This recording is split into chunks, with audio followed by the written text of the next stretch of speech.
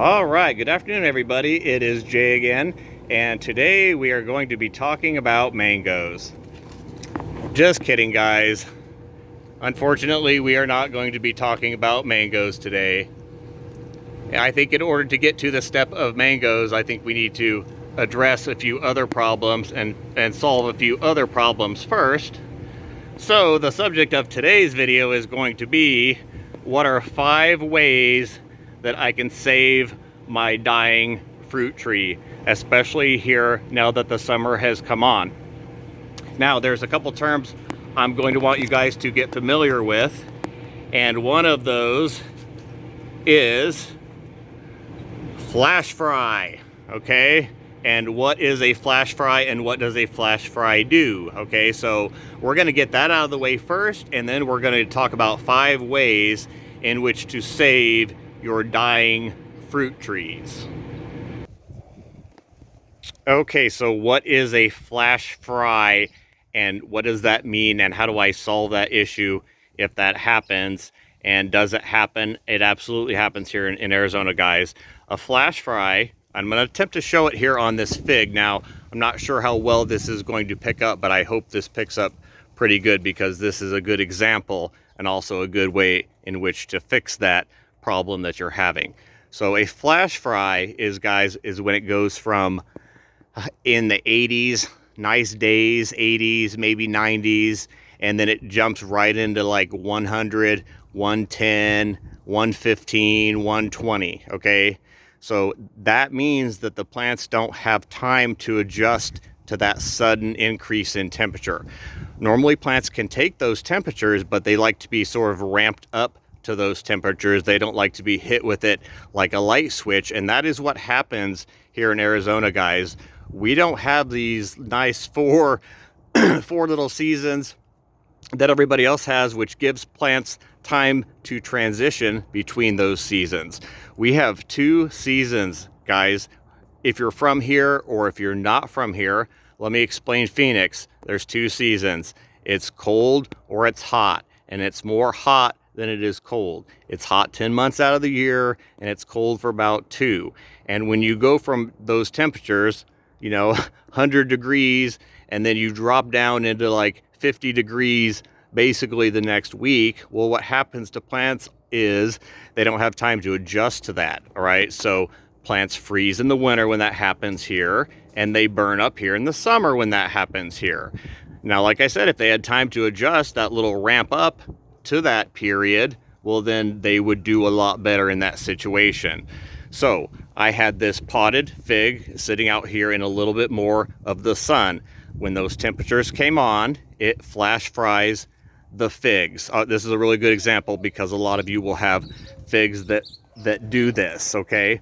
So you'll have some green leaves, but you'll notice almost all the underlying leaves, all the leaves that are more towards the bottom of the tree, are yellow and burning and actually falling off, right? They look sorry, right? Meanwhile, some of the new growth here at the top maintains its leaves because this grew at a later time of the year. This was early in the year when it was spring, and those temperatures were awesome for these leaves then, but now that we're on to the hundreds or more, these leaves are inappropriate for the tree, so the tree tends to shed them. It'll keep some of these that are a little bit tougher, some of these that are here towards the tip. So why is this a problem? Well, this is a problem because it exposes a lot of this branching system of the tree that was not exposed to the sun before. So it'll shed a bunch of these leaves, right?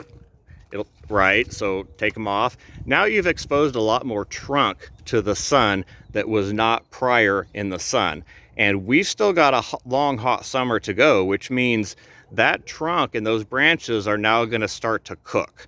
It's a way of the tree trying to kind of thin itself out a little bit and get some air movement because it thinks that that's appropriate for it to do, but it doesn't realize it's in Arizona and that air movement is going to be hot and dry, and you've got the full sun cooking the UV on the trunk.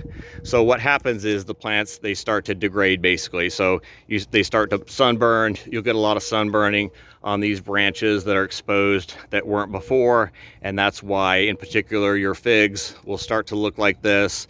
And remember too, this is just a lot of younger trees that aren't established or in pots. You're going to see this more on than you will bigger fig trees that are planted in the ground, because they're obviously established and they're not going to go through so much of this, and they're also going to re-leaf fairly quickly once that does happen.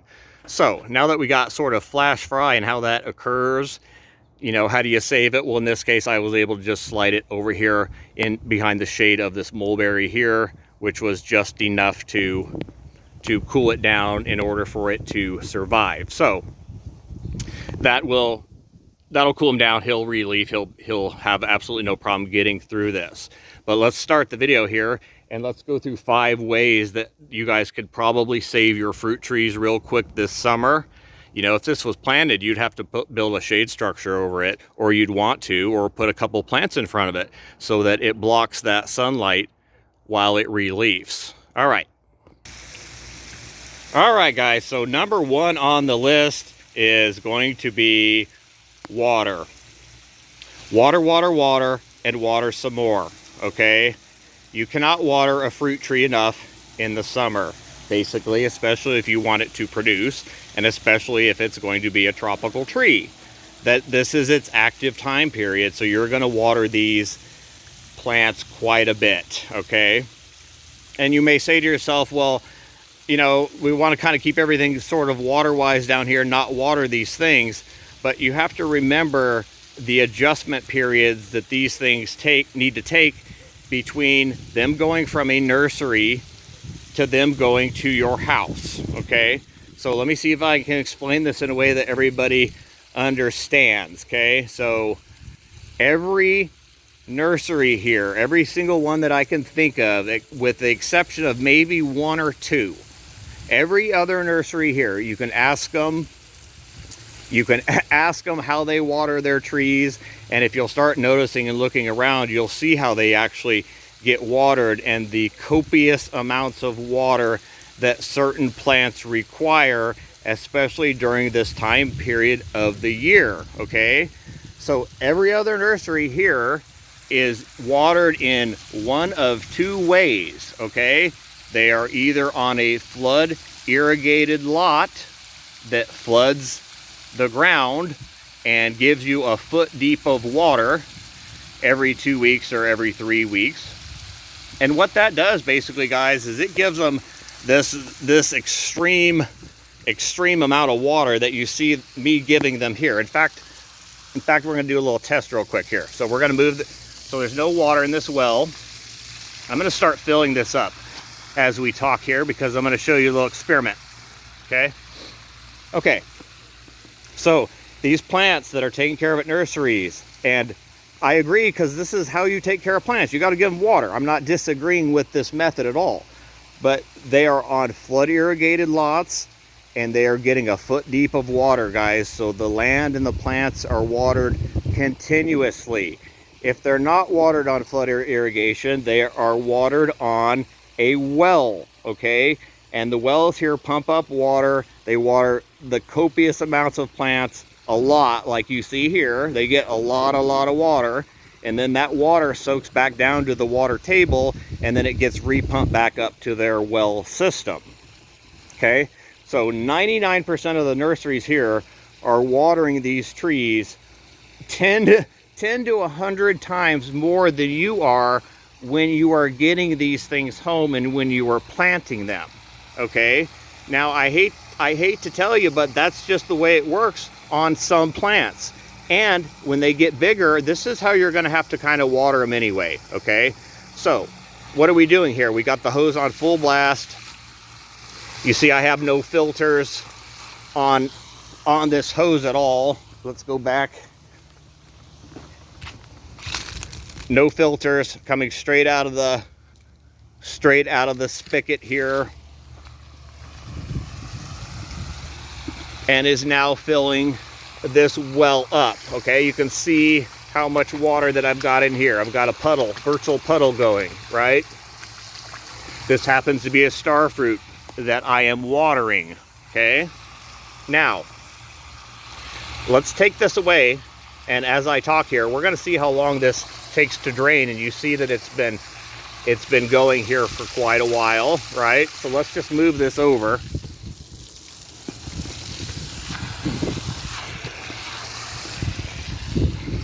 Okay. Now, as we talk here, we'll kind of watch this drain, and you'll see that this just slurps down into the ground because, one, I have really good drainage around here because I have amended the soil for tropical plants like this, right? Because they need good soil and good compost and good drainage, right? If you ever expected to have an avocado tree, it has to have good drainage. Guys, you know, most of you know that if you put an avocado tree in clay, it's gonna smother it. It needs good drainage, okay? So you want to have your drainage in your yard so that it is like this. All right, so we are quickly disappearing here. And you'll see real soon here that that is completely dry. So you can't water them enough, you can't water them enough, you can't water them enough if you've got the correct soil and the correct drainage for the correct trees that you're putting in, right? All that stuff has to match up. Now you see that the water is gone. So that drank probably 50 gallons. Now we could do the same exact thing over here and everywhere else that we water in some particular areas, because those areas are with tropical plants and trees, you know, right next to this big dragon fruit, which happens to get as much water basically as this star fruit does, because that is a tropical jungle cactus and you can't water these enough. I mean, if you want really good growth like this out in the sun, because these like to scorch, which is what this is here, this yellow on the top of them, that is scorching from the sun. See how they're green underneath, right? So the UV is getting them, cooks them, you know, and you want some nice new growth on them. So water, guys, water, water, water, water, water, water. And remember, it depends on the type of plants you're doing and where they're placed in the yard. I mean, this is kind of a cool little area here, a little nook area here. So it's not as bad, but as soon as you hit this tree and you go this way, that's a whole different ball game over there, okay? The temperatures here are probably 20 degrees cooler because we've got this big mulberry here and this pine and this dragon fruit over here, keeping it cooler where I'm at right now. So guys, water, water, water. But Jay, I know the salts are gonna start building up in the soil, and you're gonna start getting salt burn because of you know, the amount of water. Not realizing that when you fix the soil and the compost, that's gonna fix any type of salt issues, right? Do you guys see any salt burn or issues on these plants? And this is a star fruit tree, so this tree is really gonna tell on you if you have done something wrong, or if you've got it in the wrong kind of soil. You know, these are planted in just compost. It's just compost, guys. Nothing else is added. Now, here's another thing you're gonna see. Oh my gosh, no, Jay, you got all these starfruit trees and their leaves are turning yellow underneath here. So I am overwatering this thing. So I'm gonna shut the water off. Okay, so two things correlate at the same time on starfruit trees and many other trees also, guys. This happens to citrus also. So you see these yellow leaves, you jump to the conclusion that you've overwatered it, and so you cut the water off. Okay, when you see yellow leaves on a starfruit, mainly towards the bottom like this, where they're solid yellow, that means it is leaf cycling. That means this tree is done with these leaves. It has had them 6 months to a year. It no longer needs them. They turn completely yellow. They fall off. Well, what are you looking for at the same time as that? Well, you're looking for a new growth, because that's what's going to correlate with that happening. So do you see this brand new growth? right, on the same branches that they go down on with the yellow leaves. So what is it telling you? It's telling you it's thinning out those old leaves because it's wanting to put new growth into all these newer leaves. So don't stop watering it, guys. Now is when you double the water. So now you see these leaves that are, oh my gosh, I'm gonna cut the water off. No, depending on the situation, guys, most of the time it's double the water because the plant is in new growth. All right, guys, so what's number two? Well, number two, I'm gonna try to keep this also as simple as possible, is it's gonna be your good old humidity levels, okay? Humidity, so think greenhouse versus outside, okay? So imagine if we all lived in Florida and you had really high humidity, right? 30, 40, 50, 60%. I'm not sure exactly what it is there, but we don't have that here. Okay, we average most days on, we run about 6%. Okay, so what happens to plants in that situation is the same thing that happens to you or anything else that has water in it. Okay, and it's gonna seek equilibrium. Okay, so if you've got one place that's wetter than another and one place that's drier, and you open up the doors, they're going to try to seek equilibrium, which means they're going to try to hit the same humidity point. Okay, so Arizona is extremely, extremely dry, and you have to remember, we're the arid Southwest, guys, okay? Arid Southwest, we're dry and we're hot, but dry is the most important because hot's fine as long as you have humid, right? Okay, so how does that pertain, or what does that make a difference, or why does that make something like avocados a little more difficult to grow here? Okay, because they have skin, guys. They have skin. They have green skin. Do you see this green skin here? They've got that green skin, and they basically keep that for a good majority of their life until they get a little bit bigger. You can see that this avocado is up to, I don't know, 8 foot, and it still doesn't have any bark at all, okay, in which to save its life. Now, it does look beautiful in here. Beautiful, perfect leaves. Just nothing wrong with these at all whatsoever. These plants just look absolutely amazing. But you got to remember, too, that it's humid in here because I'm controlling that with the swamp cooler. I am controlling the humidity levels in here, and I'm keeping it higher for these plants that require higher humidity. So why are avocados so hard for people? They're so hard for people because they do not have the humid yard. I barely have it. And in fact, I have to control it in here. And in order to get it out here, the way you're going to get it is you're going to get it with mulch, and you're going to get it by having plants close together and having a lot of plants. And you're going to get that by keeping the ground wet, either wet or with mulch or grass. And it really helps to obviously have some shade overhead. I don't have any here, but to cool it down, which traps a lot of that humidity levels into. That way your plants stay nice and beautiful and green and have big, beautiful leaves, and there's no issues with burning or salt burning or anything else like that. Okay. Now, I'm telling you guys, those humidity levels are hard to hit. And that's why none of you have avocado trees here, or most of you don't. There's probably like, I don't know, five good trees in the valley, right? Because of the humidity. It's not our fault. You need that flood irrigation. You need that grass underneath the tree would help, and keep it cool and moist and replicate more of its native environment. Okay, but you got to remember, most of us have not that.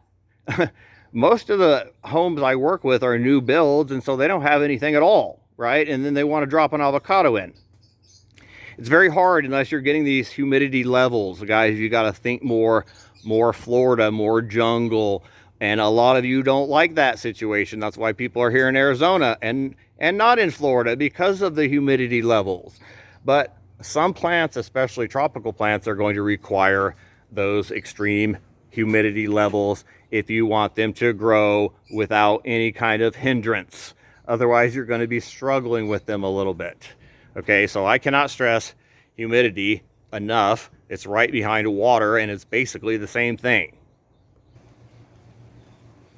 Okay, so the next one is going to be shade, right? Shade you cannot get enough of here in Arizona, and it's nice to have a full canopy of shade that you can walk through in your yard basically without ever hitting the sunlight, because you want to talk about cooler temperatures. Well, this is one really good way to do it, and you can be outside all the time, right? Oh, the lovebirds are back. I see. Hey guys. All right, so shade, they always distract me. Shade is going to control your temperature. That's about all it's going to do. It's not going to do too much for you as far as the humidity that you're going to need, you know, good mulch and good ground cover in addition to the shade. So shade is the next one, and it's also going to factor into your temperatures. Okay, number 4, another one that really gets fruit trees here is too much fruit on them.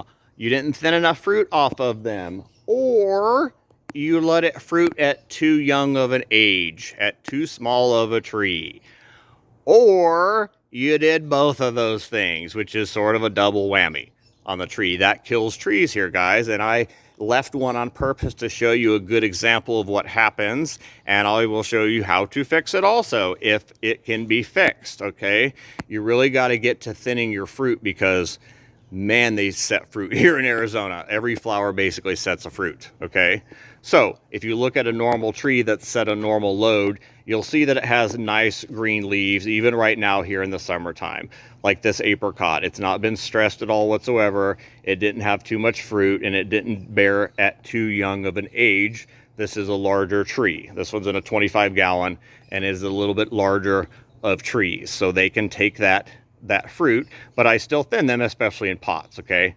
So I let one over here fruit super heavy, and in a pot, and too young, so you guys can see sort of what they look like in that state and how to maybe fix them, because a lot of you are going to have them look like this, okay? So what is going on when they look like this, okay? This is from too much fruit, okay? Do you see how the leaves have come out and that's all they've done? They've just leafed out. There's no what we call push of growth, right? So if you'll look at the little buds there, all you'll see is just they've just leafed out. There's no actual growth coming off of them, right? Because it bore so much fruit during it leaves out flowering stage, it's got a lot of fruit on it, and now it's sort of locked into that fruiting mode, okay? It can't grow because it has so much fruit on it that it cannot put its power into the growth, or what we call pushing growth, where it's coming out like this without hindrance and growing, you know, feet per year. That should be growing, right? But it didn't even get a chance to. It just leafed out because it was so taxed by all the fruit that were on it. There were probably 500 peaches on this little tree. But this is the only way I can give you guys examples of this, because I try to keep mine in good shape, but I see pictures all the time where your trees look like this, and it's like, I know exactly what's going on, right? So how do you fix this? Well, the first thing you want to do is remove all the fruit. Get all the fruit off the tree. Pull everything off, any old fruit, any peach pits, any parts of the fruit at all whatsoever that still tell the plant that it's in fruiting mode, right? Now, a good thing is to cool it down now. So if you can get it in the shade, get it in the shade if it's in a pot. Well, if it's in the ground, you might want to build just a little bit of a shade to help them out, just so that these leaves start to go more upright, okay? So if you'll notice, they're kind of like flat down like a pancake, right? Because they had the fruit load, the fruit priority load on them. Now that the fruit's gone, they may stand a chance of actually coming back upright and pushing and growing like they should be this time of the year, like all the other normal peach trees, where you're getting a lot more of that push. Let me show you real quick, maybe, where all the branches they've come out far from there. See, they've pushed into branches. They pushed into branches. Okay. So thin them down, get them cool, water them extra, and basically pray that that plant can recover between the switch of fruiting and growing. And hopefully now that the fruit's gone, it can now get back into grow mode and sort of save its own life. All right, guys, last one, and we are done here. And that is going to be pruning. Pruning. So what do I mean by pruning, and pruning in the middle of the summer? And why would I prune anything in the middle of the summer? That's just going to expose a little bit more of the plant, and it'll burn, which is what you told us not to do earlier, Jay, with the leaves falling off the fig tree, right? So by pruning these things, well, that's not going to accomplish what we want, right? Well, it is and it isn't. Okay, so what you're doing now, let me explain real quick what a fruit tree is. A fruit tree is a water pump. Okay, you've got the roots, they are pumping water from the ground, and they are pumping it up high, right? So the higher they have to pump it and the hotter it is that day, the more it taxes that plant, because like I said, if you've got an imbalance of the root system for the top of the tree, well, then it's very hard for it to pump that up, right? So what do? So you reduce the height that the tree has to pump water all the way up to here, right? So like, let's say for instance, if I was going to do this on a pear tree that I saw that was suffering a little bit, well, what I would do is I would clip some of these top branches, right? Not ones that were actually shading much of the tree, but ones that were taxing the plant by growing too high. Just think about them more like water sprouts or vegetative growth. You're reducing that down, and you're putting a lot of that water back to the core of the tree so that it doesn't have to work so hard. And what it'll do is it'll actually flush out and fill in the bottom of the tree and cooling it down. So the way you should keep trees shaped in Arizona, guys, is a little bit more like a bush, right? Where you've got a short trunk, a little bit smaller of a tree, and not let them get so high and tall here, because that means you're going to have to double and triple and quadruple the water to get the water up that high, and nobody wants to water now. So, you know, keep them a little bit shorter, and they don't have to work so hard. All right? All right, guys, that is it for today's video. That is long enough. I'm hoping this may save at least one fruit tree this summer.